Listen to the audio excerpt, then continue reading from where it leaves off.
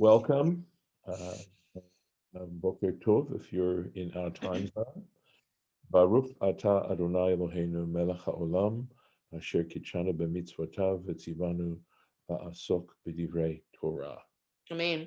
And today is December 2nd. I'm going to go ahead and share the screen, and we'll take a look at what we have to see. We're on verse 14, so we're just starting the Sheni Aliyah. So, Vayalin Sham Balayla Hahu. So he spent the night on that night. So, Vayikach min haba b'yado, and he took from what came to his hand, literally, mincha, as a gift, le'esav achiv, for Esau his brother. Let's see what that is. All right, so this expression haba beyado, which came into his hand.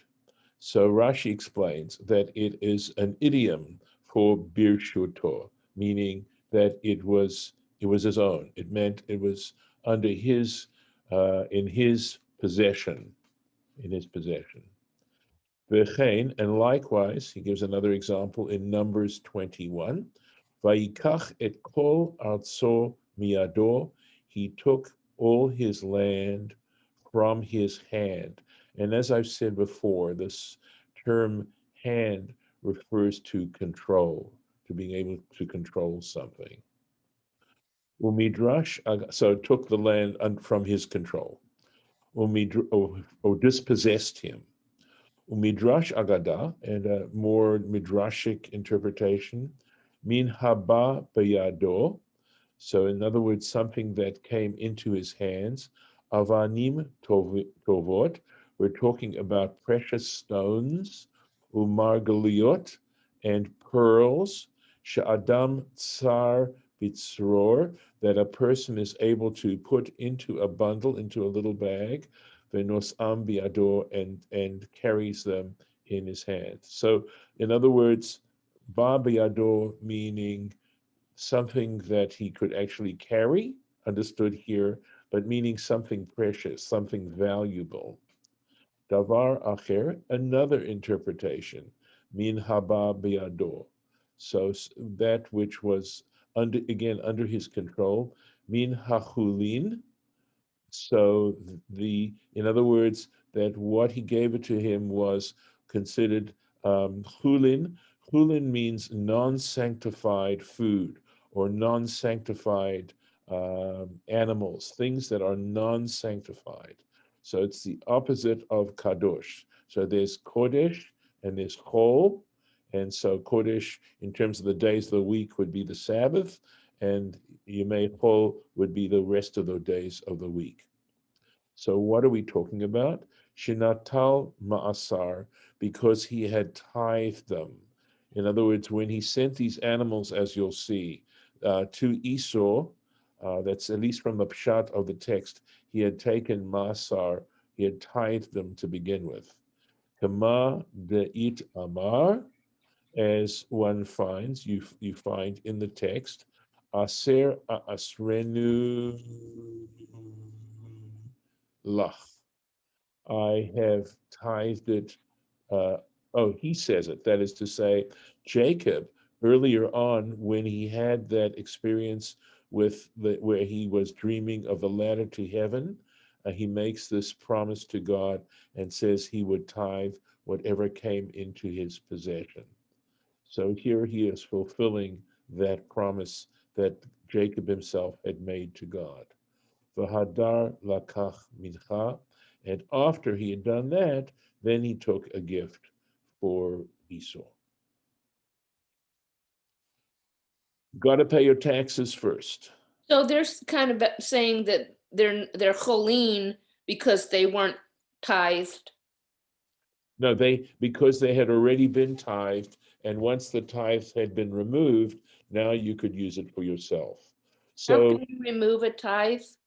so by taking 10%, like for example, if you Oh, 10% of your salary, in right. other words, when you have your entire salary, when you have your gross salary. No, I understand tithing. I thought you were saying like they were removing the titheness from them.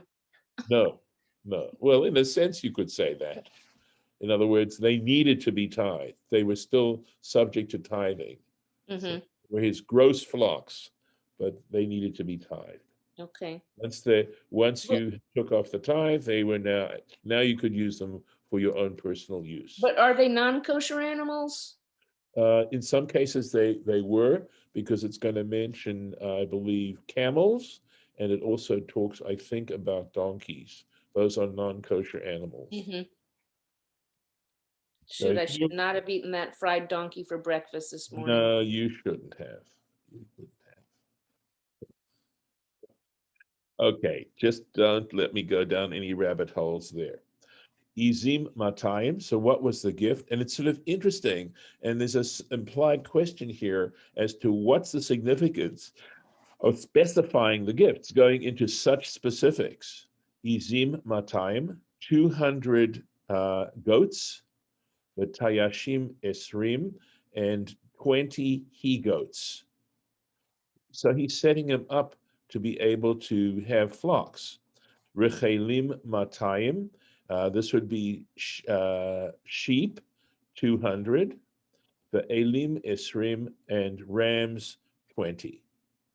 So in other words, these were females, and they were the males there to support them and to help them to propagate them.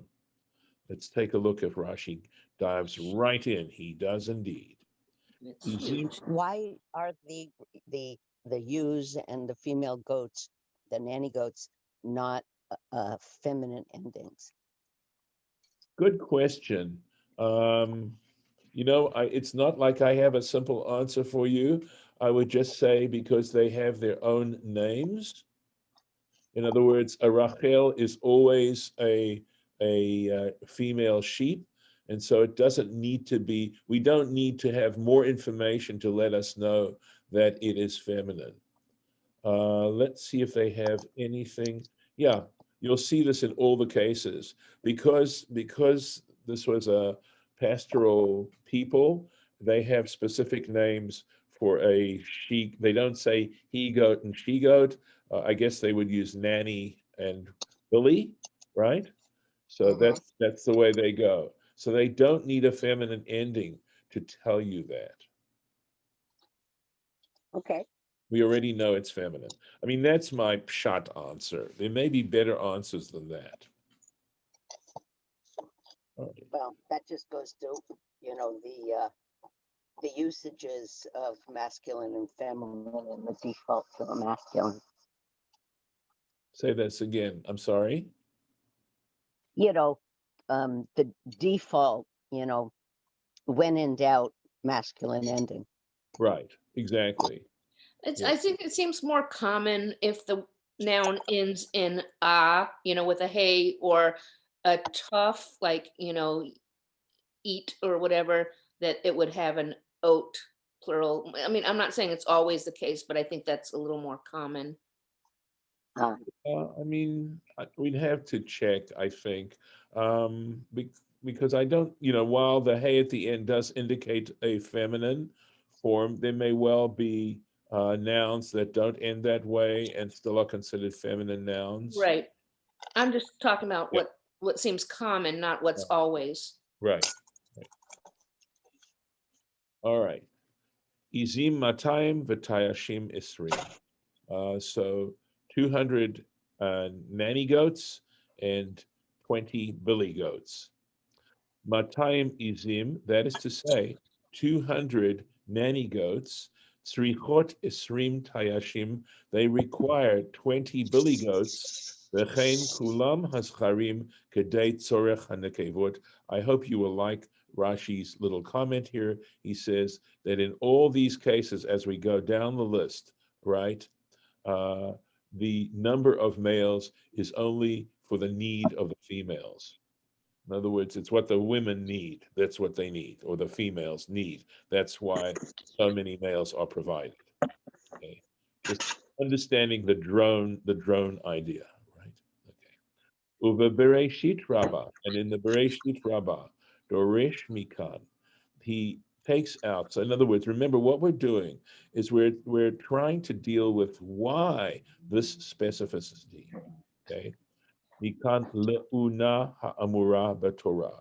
That when it talks about the fact unata lo yigra, it says that in the case of a specific case that I think it has to do with a woman who is a handmaid or something under certain circumstances, and he has to take care of her una, which would be conjugal rights. That's how we would say it, I suppose, in English, right? So they figure out in this case the conjugal rights, which this term una ha'umura b'Torah that is mentioned in the Torah. So hatayalim b'chol yom. So I could use some help here on how do they translate tayalim. Men of leisure. Okay. This is according to Chabad Right. translation. No, that's good. That's good. That's good. Okay. So men of leisure, their wives are entitled to it every day, every single day. Hapo'alim, how about laborers? Shtayim b'Shabbat, twice a week. They. In other words, this would be grounds for divorce. In other words, if the husband refuses to give his wife the conjugal rights she's entitled, these are entitlements. Okay, that could be grounds for divorce. How about chamarim? So chamarim, donkey drivers, achat b'Shabbat, once a week, and the reason is because it's like we're talking about delivery people, right? They go out on delivery on donkeys. The gemalim achat l'shloshim yom, camel drivers once every 30 days, and again because camels are more long distance movers, they're long distance delivery people. Hasfanim and sailors achat l'shisha chodashim, once every 6 months. Wow. Okay, so Rashi goes on to say personally, ve'eni yodea lechavein hamidrash hazeh bekivun, and he says, I don't know how to exactly figure out on the basis of what's being said here how they get those specific numbers. I mean, on a simple level, all right. I mean, it does say 20 and 20. All right, so that sounds like it's similar. We'll get to the rest of it, we'll see. But there are fewer males, you'll see. Excuse me, let's see how we're looking at this. All right. Right. So there's a higher ratio, I suppose, or lower ratio of male to female as we sort of go on this sort of thing. You'll see. Let's keep going here. But it seems appropriate to me. I think Rashi's saying, Shelamadnu mikan, that we learn from this, she'ein ha una shaveh b'chol adam, that conjugal rights are not the same. The point he's saying is that depending on the person's labor, what they have to do, their conjugal requirement is different. Every person is different. Ela lafi torach hamutal alav, but it is calculated with respect to the degree of labor that is placed upon him. Shematzinu kan, because we find here in these passages that we're looking at, shemasar lechol tayish eser izim, that if you do the calculation, you realize that every billy goat has 10 nanny goats. V'chein lechol ayil, and likewise for each ram. Lefi shehem pnuyim mimilacha. Interesting. He said, okay, he's starting to draw a connection, and he says because they are free from doing labor. In other words, they aren't draft animals, and consequently, they have to take care of more of the females. Darkan laharbot tashmish, and so it is natural for them then to engage in intercourse. La'aber eser nekevot, in order to impregnate 10 female. Uvahema mishenit abra, and cattle, once they conceive, all right, eina mekabelet zachar, they do not they will not consort with the male anymore. Ufarim, and cows or bulls, she'oskim b'melacha, they are in fact labor animals. They use them to plow and stuff like that. Lo masar lezachor. In that case, he did not assign to every male ela arba nekevot, only 4 females. V'lachamor sheholech b'derech rechoka, and with respect to the donkey which goes on a distant journey, shtei nekevot lazachar. In that case, 2 females for the per male. V'lagamalim, and to camels sheholchim derech yoter rechoka, that go an even further distance, nekeva achat lazachar, 1 female per male. So this is how he says, we start, the Midrash starts to figure out these conjugal rights and how they work. All right. It's just interesting. I mean, it reflects an interesting point of view with regards to intimacy here. All right. Well, Yeah. is it about intimacy, or is it about the right of a woman and the necessity of a woman to bear children? I think you're right. I think you're right. Because But I don't, but that, nanny goats, we don't have any personal response to it. I understand. Right. In the case of the animals, for sure, for sure. And it does, in fact, have to do very much with the issue of procreation. But I think it's also talking about, in this case, extrapolating it with regards to human beings, it is also talking about a woman's emotional needs as well, and which include quite possibly the desire to conceive. So it's all, I think, bundled together. There's actually a law in the Talmud that if a man wants to change jobs, and and let's say he was a I don't know, a day laborer, and he decides he wants to become a donkey driver, he's not allowed to do that without having his wife's permission. His wife has to give him permission in order to do that.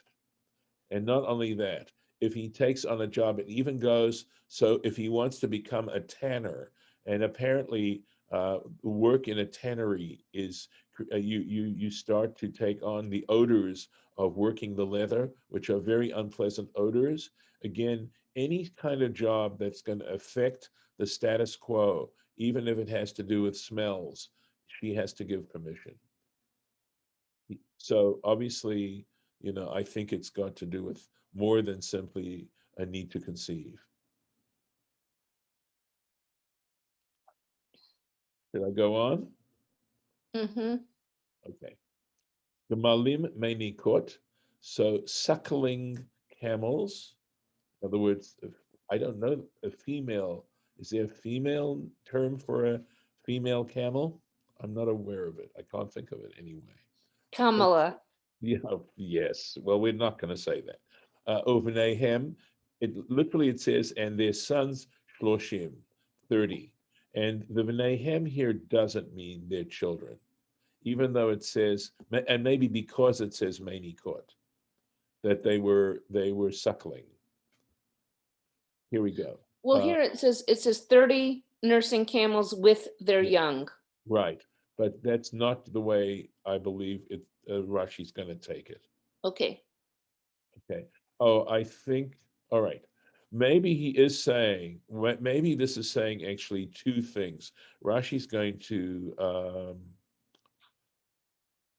I think they're going to draw actually two things: that the camels are nursing their and their offspring are with them, but also they came with their mates as well. We'll take a look at the Rashi. Parot arba'im, um, um, 40 cows, ufarim asara, and 10 bulls. Atonot esrim, uh, this would be she asses, right? 20 she asses for ayarim, uh, and the male donkeys, uh, asara, 10. So 10. Would they be jackasses? I don't know. Would be 1 to 2, right? Because the she asses would be 20. Okay, Jacks and Jennies, I think. okay, fair enough. Gemalim menikot uvnehem shloshim. Uh, Nursing camels and their offspring, 30. Uvnehem imahem. So the point Rashi says, based on the pshat, that their offspring are with them. Umidrash agada, and according to the midrashic interpretation, uvnehem. Here we go. They take the word b'nehem and Mhm. say and reread it as banahem, those that build them. And by the way, having that aleph there is yuds and alephs and hays and vavs, they all can interchange. Zachar, so here we go. Zachar keneged nekeva, male e- equivalent to female. Lefish sanua betashmish, because they are modest in their intimacy. Lo pirsamu hakatov. That is why Scripture used a euphemistic expression to express this thought. Pirsamu means literally it means lefarsem means to advertise, something like that. So an advertisement in modern Hebrew is pirsomet. And Yeah, but so it says in here in parentheses that, when they say those that build them means those who impregnate them. correct, right? And that, yeah, camels are shy and discreet in Yes. mating. Yeah. So the ayarim, these are chamorim zacharim. Ayarim are jackasses. Hmm. That's it. That's it on that. Um, do one more verse. Okay. Vayiten biyad avadav, and he placed them in the hands of his servants. Eder levado, each flock by itself. Vayomer el avadav, and he said to his servants, Ivru lefanai, pass before me, verevach tasimu, and place a space, bein eder uvein eder, between one flock and the next flock. I think we can fit this in. Eder levador, each flock separately. Kol min v'min la'atzmo, so each species by itself. So it's minor point, but these are herds. Okay, thank you. Yes, Eder is a herd. Thank you. Uh, Ivru lefanai, pass before me. And that was good, Lauren, by all means. Derech yom upachot, the space of a day, in other words, a day's journey or less. Va'ani avo acharechem, and I will come after you. Verevach tasimu, you shall place a space. Eder lifnei chaveiro, one, in other words, one flock before the next one. Malo ayin, that is to say, within eye shot. Kedei lahashbia eino shel oto rasha, that was in order to, I believe, satisfy the eye of that wicked one, referring to Esau. Ulit tavhu aribui hadorim. Yes. Uh, okay. I think I trying to see how to interpret that. I mean, I think what it's saying is to satisfy his appetite. But It's again, just to bewilder him with the really, enormity really, of the well, gift, thank you. So I was wrong about that. Okay, slightly, yeah. quite a bit regarding the size of the gift. Size of the gift. I'm going to stop the share here, and just wish I could time myself better. So this is that other piece of the strategy, right? We had the prayer, we had the separate, splitting up the camps, and now we have the gift, the attempt at appeasement to try and prevent any kind of battle, any kind of physical warfare itself. All right. We're going to stop here as far as the recording is concerned. So I will say farewell to those who may have joined us and thank them.